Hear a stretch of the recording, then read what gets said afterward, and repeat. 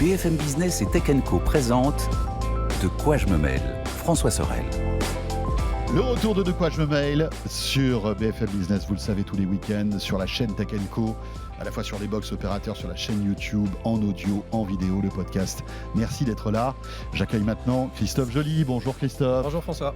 Heureux de te retrouver Christophe. Christophe qui régulièrement dans De quoi je me mêle revient pour nous parler de ce rendez-vous nostalgique.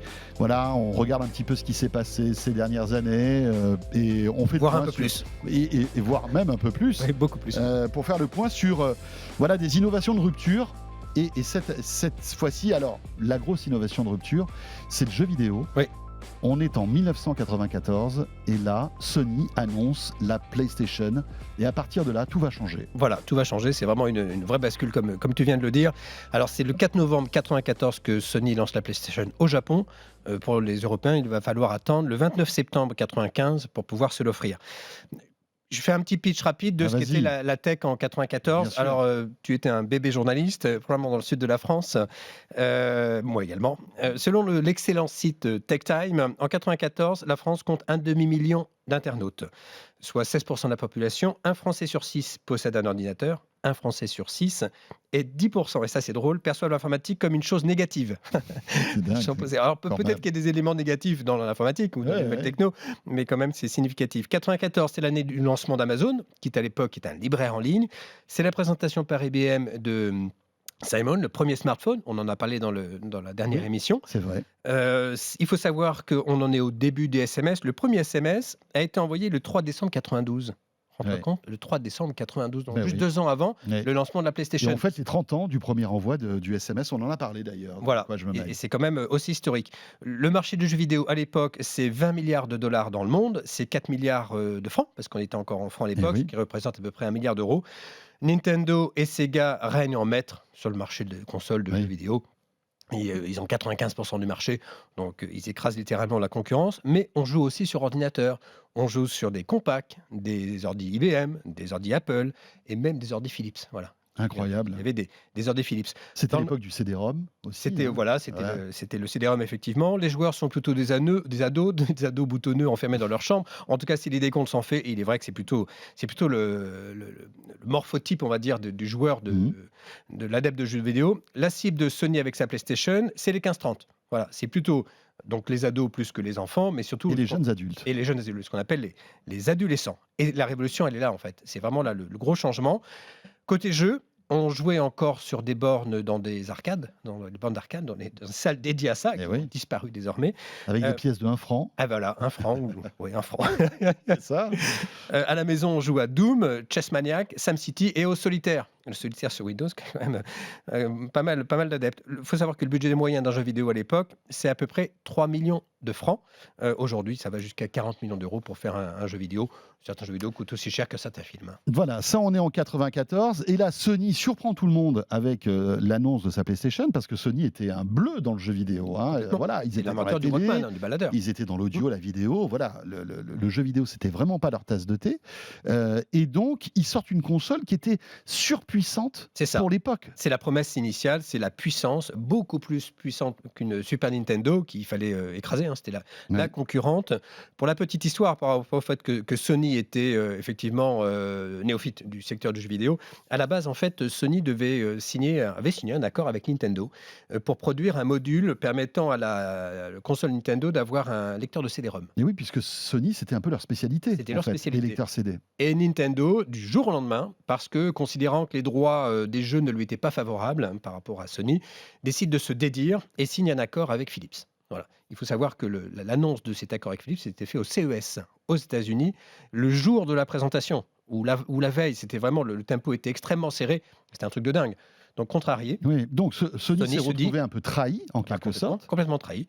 Donc ils ont décidé de faire eux-mêmes leur propre console. Incroyable. Sachant qu'au Japon, le fait qu'un Japonais fasse un autre interlocuteur, un concurrent japonais avec un opérateur européen, c'est la pire des trahisons. Voilà, c'est une trahison. Et donc, il n'était pas possible. Il faut savoir que le produit avec Philips n'est jamais sorti. Ouais, donc super puissante. Super puissante. C'était une démonstration technologique aussi à l'époque. C'était une démonstration vraiment technologique, effectivement. la puissance était l'argument de la campagne de pub. Je ne sais pas si tu t'en souviens. C'était assez malin. C'était beaucoup de second degré. Le truc, ils avaient créé un comité anti-jeu, en fait, anti-PlayStation. Et le pitch, c'était ça, c'était qu'il ne fallait pas sous-estimer la puissance de la console. Concrètement, l'objet, c'est un boîtier gris, Ouais. assez classique, avec 2 slots pour mettre des cartes mémoire, avec évidemment le support pour insérer le CD-ROM. Tout à fait. C'est ça la Ouais. grosse nouveauté. Le petit logo multicolore PlayStation. Le petit logo PlayStation qui est devenu emblématique, Ouais. hein, c'est devenu une signature en soi. D'ailleurs, la marque Sony, dans un premier temps, est plutôt en retrait. C'est PlayStation, la marque. Ouais, C'est devenu une marque à part entière, c'est d'ailleurs. vrai. C'est Ouais, ouais. en soi, il y avait 3 boutons. Qui est un bouton- décorrélé de Sony quasi. Hein. Bah oui, Mm. quasi. Il y a 3 boutons, donc un bouton reset, un bouton pour l'allumer, c'est assez logique, un bouton pour ouvrir le capot. Donc on l'a dit, la principale nouveauté, c'est le CD-ROM, en lieu et place des cartouches utilisées par la concurrence. L'autre nouveauté, c'était la manette. Cette manette assez particulière, assez novatrice, parce Mhm. qu'elle représentait la forme d'un guidon de vélo. Et donc la prise en main était assez différente. Oui, avec une ergonomie un peu révolutionnaire. Un hein, peu si tu veux. révolutionnaire, et les fameux logos sur la droite de la console avec le triangle, la croix, Le rond. Et j'ai repris les termes de Teiyu Goto, qui a été le designer de ces symboles, on va dire. Le triangle, ça se référait au point de vue. Je vais le citer. Il représente la tête de tout un chacun ou une direction, et il l'avait voulu de couleur verte. Le carré symbolise une feuille de papier. Il représente les menus ou les documents. Il est de couleur rose. Et le rond et la croix, c'était pour représenter le oui et le non. Et il les a fait respectivement en rouge et en bleu. C'est intéressant parce qu'il y Ouais, avait ouais. une vraie réflexion. Alors qu'aujourd'hui, quand on appuie sur ces boutons, on ne sait On pas réfléchit trop même pas. pourquoi, Non, quoi, non, en on fait. sait même pas pourquoi. Ouais. Il y avait un truc intéressant. Ouais. Et c'était en 94. En 94. 94. Donc on l'a dit, la rapidité, elle est inédite. C'est un grand pas en avant à ce titre-là. Idem au niveau du son, parce que le CD-ROM permettait d'avoir une qualité audio. Tiens-toi bien, François, on en est à 65 000 couleurs. À l'époque, waouh. Et à l'époque, c'était vraiment bien. Et puis c'était surtout l'arrivée de la 3D quand Voilà. même. Bah voilà, Et voilà. tu l'as dit. Et d'ailleurs, elle était vendue avec un CD-ROM de démo. Et sur ce CD-ROM de démo, et moi je m'en souviens pour le coup, il y avait un dinosaure Ouais. qu'on pouvait faire évoluer. Et c'était assez scotchant. Et pour eux, c'était le meilleur moyen de montrer les performances dont leur console était capable. Et là, c'est le début d'une saga en fait. On en est aujourd'hui à la PS5. La première, je vais te donner quelques specs rapides. On était à un processeur de 32 bits cadencé à 33 MHz, une RAM de 2 mégas, donc 16 millions de couleurs, donc le CD-ROM évidemment. La 2, on passe à un processeur de 128 bits cadencé à 298 MHz. Ouais. Pas mal. 32 mégas de RAM, et on passe au DVD-ROM. Au DVD, c'est ça, avec la PlayStation 2. Voilà. Mm. On passe à la 3, processeur 3,2 GHz, son 5.1, 256 mégas de RAM, et on passe au Blu-ray. Et là, on est à 50 gigas. On se rend compte à chaque fois du gap Oui, qu'on ouais. franchit. Alors, quelques années, c'est cool. Hein. On est entre 6 ans. Là, on est 2000, en 94, 2000, 2006, 2013. La 4, Oui, il y a on est entre à... 6 et 7 ans en général entre chaque Voilà, génération. entre de chaque console, hein. génération, sachant que les générations précédentes sont encore vendues avec la PS4, est toujours vendue, alors que la PS5 est désormais le flagship, on va dire, de la PlayStation. La génération 4, on passe au Blu-ray, pour le coup, avec une résolution 4K et 8 Go de RAM. Et la dernière en date, on est avec un disque dur SSD 825 Go, Ultra HD. On a même une compatibilité 8K. Et on se rend compte des progrès. On ne sait pas ce à quoi va ressembler la 6, mais là, le gap est quand même pas mal. Côté prix, elle était vendue 2099 francs. Je ne vais pas te demander de faire le petit calcul comme la fois dernière. On est à 460 francs environ, si j'utilise le convertisseur de l'INSEE. 460 €, tu veux dire? 460 €, oui. Voilà, c'est J'ai ça. dit quoi? Francs. Non, 2000 400. francs, Voilà. 460 €, 460 €. selon le d'accord. convertisseur de l'INSEE. Ok. Il s'en est vendu 29 000 exemplaires en 95 en quelques jours, 140 000 d'ici la fin de l'année. Au total, Sony, en 15 ans, en a vendu plus de 100 millions. La production s'arrêtera en 2006, sachant que dans l'intervalle, ils ont vendu la PS1, qui est une version slim, on va dire, de cette Oui. console, un peu moins chère, allégée, plus petite en format, et elle s'est bien vendue également. Et après, ils ont même fait une classique. Après, le succès de PlayStation, Christophe, alors c'est le hardware, mais c'est aussi le software, c'est le nerf avec de la des guerre. jeux emblématiques. Voilà, mais c'est le sujet Mais bien central sûr. pour les consoles. Et ceux qui ont été en difficulté sont ceux qui n'ont pas eu un catalogue de jeux. Vous pouvez faire la meilleure machine du monde. Si vous pouvez rien mettre dedans, c'est trop court. Elle était lancée avec 10 jeux, qui étaient déjà pas mal à l'époque. Wipeout, Ridge Racer, Street Fighter, il y en a quand même pas mal. Et surtout par la suite, on a Resident Evil, Silent Hill, Tomb Raider, Crash Bandicoot, Gran Turismo évidemment, on a eu FIFA. En tout, sous PlayStation, tourne 1300 jeux. Incroyable. Un petit exemple, sur Nintendo, on tourne 300. Ouais. Et c'était la difficulté du Nintendo à un moment donné, c'est qu'ils ont des jeux emblématiques. Mhm. Certes, ils ont toute la galaxie Super Mario, mais à un moment donné, ils étaient un peu limités en termes de catalogue. Et là, Sony, pour le coup, a écrasé la concurrence. Voilà, avec des licences tellement fortes qui sont légendaires. Hein. Tu disais Ridge Racer, enfin voilà, Et avec, Wipeout, et avec des etc. productions etc. désormais, c'est digne du cinéma. Hein. Ce sont d'ailleurs certains films, certains jeux vidéo ont fait l'objet de films. C'est là où tout se croise. Alors j'ai tenté de regarder ce qu'en disaient les médias à l'époque. Et là, c'est compliqué parce qu'en Ouais. 94, on n'a pas Internet. Tu avais ton Minitel, François. et Et donc, tu avais la presse papier, voilà. magazine, Et bien en fait, sûr. c'est pas On archivé du achetait tout. des journaux hebdomadaires pour avoir l'actualité du jeu vidéo. C'est ça. Et donc, c'est assez peu documenté. Je suis allé sur les sites, j'ai trouvé des forums, des choses aux États-Unis. Il faut savoir déjà que certains médias étaient réticents à l'idée de réserver plutôt à l'égard de Sony parce qu'ils disaient effectivement c'est un constructeur de baladeurs. Voilà. Qu'est-ce qu'ils viennent foutre à faire du Ouais. jeu vidéo? Ils n'ont pas la légitimité à se lancer là-dedans, en fait. Et dans les faits, dès que les journalistes ont eu cette console entre les mains, Ça a été. tout était balayé. Ils se sont dit waouh, effectivement, la rapidité est là. Les premiers modèles avaient tendance à surchauffer, donc ça posait des problèmes en temps de charge. Et ils ont même vendu des accessoires, des petits ventilateurs qui permettaient de refroidir la console. Bon, Sony a corrigé le tir assez rapidement pour permettre que la machine ne surchauffe pas quand même. Les temps de chargement étaient quand même toujours un peu longs, un peu trop longs. Ceci étant, selon le site Starstruck Gaming, c'était le début d'une nouvelle ère. On en parlait au tout début de cette chronique. Et c'était la naissance d'une légende, je reprends leur terme. Mhm. Et on n'est pas loin de la réalité, en fait, parce qu'il y a eu un avant et un après PlayStation dans le domaine fait. du jeu vidéo. Après, Microsoft est arrivé avec ses arguments, mais dans les faits, Sony a fait quelque chose. Selon Android Authority, à l'époque, c'était le CD-ROM qui faisait vraiment la différence et le son Dolby.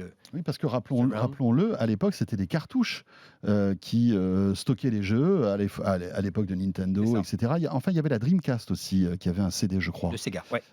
Mais c'est vrai que le CD permettait d'avoir beaucoup plus de stockage, d'avoir un son stéréo surround. Enfin voilà quoi, C'est on une passait expérience à une nouvelle, autre ère en Bah, fait. 3D, Voilà. 3D & Co. Et Sega, on sait ce que c'est devenu. C'est-à-dire que ils ont disparu, ils ne sont Ouais. pas venus à remonter la pente. Le marché jeux de vidéo, en clair, aujourd'hui, en 2021-2022, donc Microsoft, on l'a dit, a lancé sa Xbox en novembre 2001, précisément, avec quelques difficultés quand même à s'imposer dans pas mal de pays. Et Ensuite, beaucoup là, d'argent investi énormément aussi d'argent pour investi. concurrencer PlayStation. Je vais te donner quelques chiffres clés. On va voir que quand même, il y a encore du travail pour Ouais. Microsoft. Alors, je ne sais pas comment ils peuvent évoluer, mais ils ont lancé l'Xbox 360, la One et les Series. Nintendo a lancé la Cube en 2001. La Wii en 2006. La Wii qui a changé pas mal Oui. la conception du jeu vidéo, Bien notamment sûr. avec quelque chose de plus, L'interface gestuelle. oui, hein. et plus familial, on va dire. Oui, oui, oui. Jeu qui se partagent. là où on avait le Et puis sentiment. la compétition à la qualité des graphismes, en fait. hein. C'est vraiment le. D'un côté, il y avait Microsoft et Sony qui se battaient sur les jeux photoréalistes, et puis Nintendo dans son univers qui était un Ludique, univers. on va dire. voilà. Ouais.